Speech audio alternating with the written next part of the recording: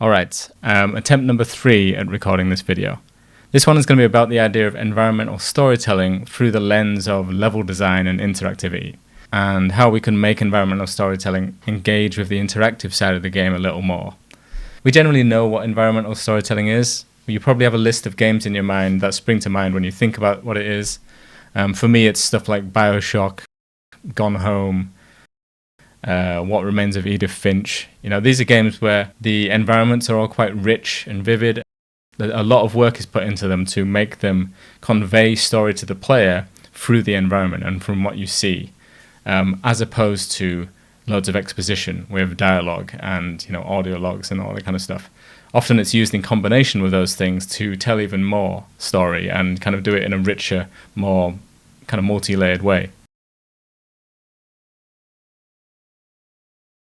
As always with me, my first kind of memory of environmental storytelling, now that I realize that's what it was, is Doom, like OG Old Man Doom 1.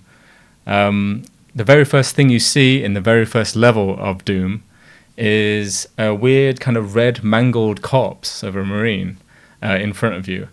I remember seeing that as a kid and thinking, oh, that green red thing on the floor is what I look like when I'm dead. If I get blown up by an explosive barrel or something, that's a Marine like me on the floor. So that immediately made me realize, oh, there were other Marines in this facility. Maybe there are more that I'm going to meet, or maybe I'm the last Marine on Earth, and that kind of thing. Maybe it's the guy on the box art who looks like he's missed a bus and he's going to be late for a really important meeting. Who knows? So this is the kind of thing that we do with environmental storytelling. We kind of provoke ideas through what we present to the player. But something I'm always thinking about as a level designer is how to make things more interactively interesting. And so I'm quite conscious of the idea that environmental storytelling is typically just something you look at. It's a visual thing. It's kind of non-interactive. But is there more to it than that? From a level design point of view, how can we make this more interactive? The idea of show, don't tell springs to mind here. Not in the same way that we use that phrase in film or in literature, because in film's case, for example, show, don't tell is about the idea of visually showing things through the medium of cinema, i.e. motion and editing. So in the context of games, I think of show, don't tell in terms of interactivity versus passive medium stuff.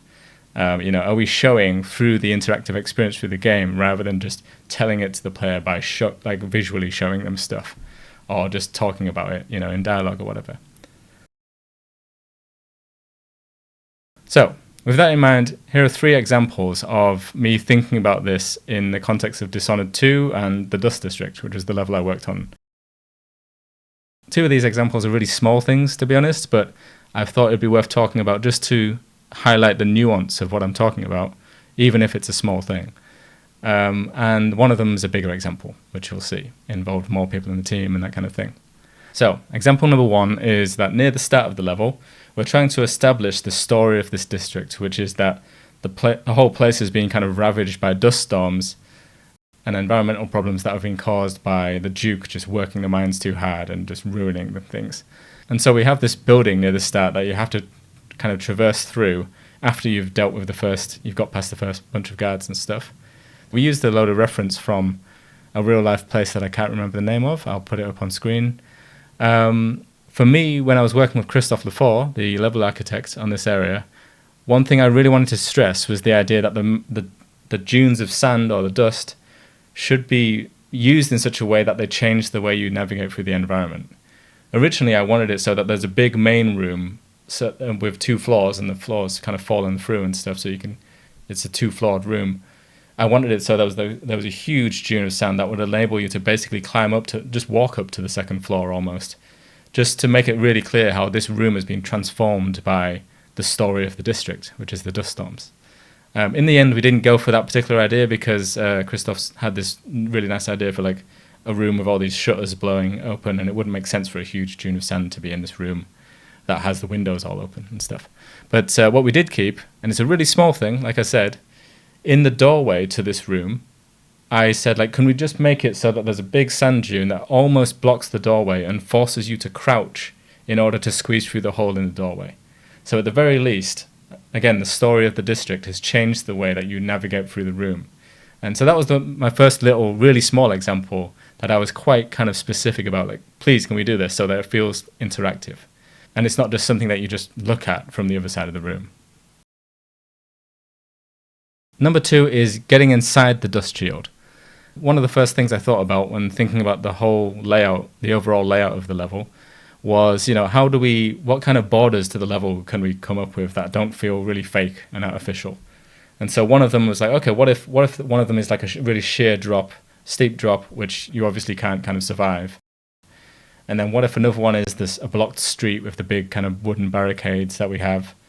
And then another idea I had was, given that the level was, the goal of the level is to access Stilton's mansion, I was like, okay, well, that's got to be in the level.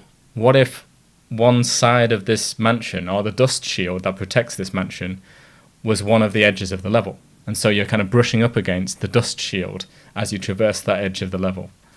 And we did that. And then later, when we had that kind of playable, I realized like what we had was just really linear and too narrow, and didn't leave the player with many interesting options from a stealth point of view. So I suggested at one point, that we have a little story scene with like interactive story scene with overseers trying to dismantle a trap that's been left by the howlers. But then when you approach that scene, I suggested that we kind of open up a part of the dust shield as if it was broken over time, like damaged, and allow players to climb into the dust shield to have like a different route around this stealth section, and to give them different ideas about how to interact with the overseers. But also, from an environmental storytelling point of view, the idea was that I thought it would be interesting to let players climb into the dust shield and kind of look around and see how it's made, essentially, and imagine the idea that people, probably very poor people in the area, were made to build this dust shield to protect Stilton, the rich guy who runs the mines. And so, yeah, just the idea of letting the player climb into what was previously just a wall on the edge of the level, let the player climb into it and and see the innards and the inner workings of this dust shield. Just to kind of flesh that out a bit, just seemed like an interesting way of also creating another stealth option in this area. Okay, and finally, the third one, the big one, was the idea of having interactive dust storms in the first place, right? Early on, when I got the brief to work on the level, a question for me was like, okay, are we actually going to do interactive, like real dust storms that actually affect the gameplay in some way? Or is it going to just be the aftermath of a dust storm? Are we just going to go into a static level where you can see, dust and sand dunes everywhere and stuff like that? And thankfully, I wasn't sure if it would be controversial to suggest like the interactive, expensive version, but thankfully people were up for it. And I remember thinking like, being a bit sheepish about suggesting it because it sounds like a lot of work. But fortunately, there was a very experienced effects artist sitting near me, and he was assigned to it. And he basically said, yeah, I'll see what I can do. And then I think it was like 2 or 3 weeks later, he kind of tapped me on the shoulder and says, like, Steve, take a look at this. And I saw it on his computer that he'd basically made something pretty close to the finished version of the dust storm effect on his machine in 2 or 3 weeks. And it was fully working. It even included like being able to place volumes and stuff that define where the dust storm doesn't go, so that we can make it so it doesn't kind of go through walls and go into interiors and all this kind of thing. And with the kind of raised street area we can say that the dust storm doesn't get under the raised street; it only blows over it, through above it. So that was super impressive and cool, and I was like really relieved that it was achievable. But the key thing there was like from a level design point of view, interactively, it adds a lot to the level to make the dust storms feel like they're interactive. And we managed to make it so that they change the stealth gameplay so that when there's a dust storm going on, there's a really loud noise like a horn kind of warning that plays, which makes you feel like you can get away with being a bit noisier, and I think that actually is the case. But also the NPCs, like the howlers, when they're in the middle of a dust storm, they do raise their arms to kind of shield their eyes, and they can't see as well. So you can actually kind of sneak up on guards and stuff and take them out and deal with them more safely when there's a dust storm going on, which is cool. Okay, that's basically the 3 examples. I know, like I say, some of them are quite small and simple, but I hope it helps to think about the idea of environmental storytelling of being potentially interactive.